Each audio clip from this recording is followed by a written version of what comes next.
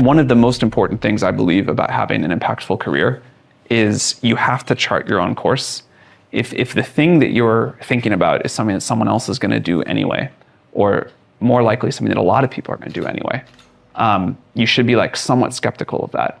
And I think a really good muscle to build is coming up with the ideas that are not the obvious ones to say. How do you advise people to select sort of who they're working on things with? This is really hard. Finding your tribe, finding the sort of people that you end up working with on and off for the rest of your career is really hard. I think I'll tell you some things I've learned, and I will admit that I don't have a perfect answer to this yet. But I think one thing is you should be willing to move. For whatever you're doing, there tend to be pockets of it around the world where there are similar people that are doing great work in whatever field you care about. And it's really worth trying to go be near them. And so, we get criticized sometimes at YC for having people move to the Bay Area, but bringing people together that are interested in this similar thing of startups, I think has been really valuable for a lot of people.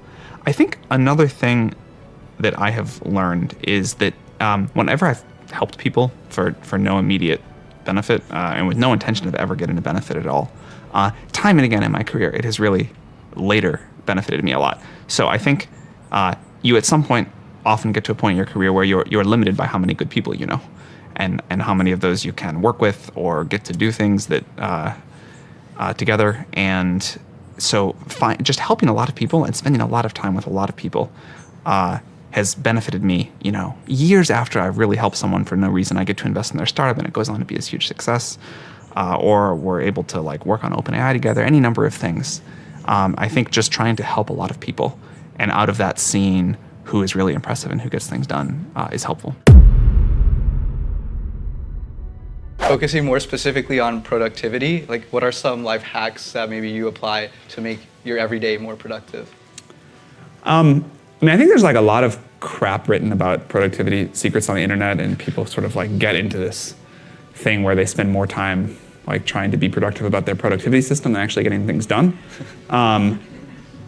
I will say, I think that, I'll say two, pieces of advice that aren't that obvious.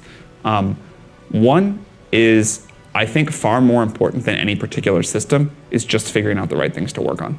And so all of the time that people spend with this new productivity app or that or whatever would be better spent really trying to think diligently about, I have the same number of hours as anybody else, what am I going to spend them on? And getting that right is more important than exactly being perfectly productive with those hours. A big part of that is not doing things that waste time. I think if you can just focus on the things that are important and not do the things that waste time, you can be fairly sloppy with productivity otherwise, and you will still get far more done than most people. It's really hard to do though. The other thing that I think people don't think about enough is figuring out your own personal rhythms of productivity. And there's huge variance I've noticed between people that figure this out and don't.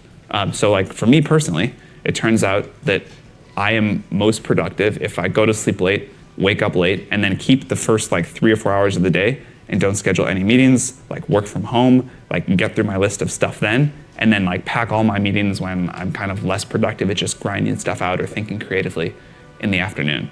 And it took me some number of years to figure that out because it didn't fit well with the work schedule I was naturally in. But then I was all right, if this is the thing that makes me most productive, then I'm gonna make my whole schedule work to support that. And that was a really important change for me.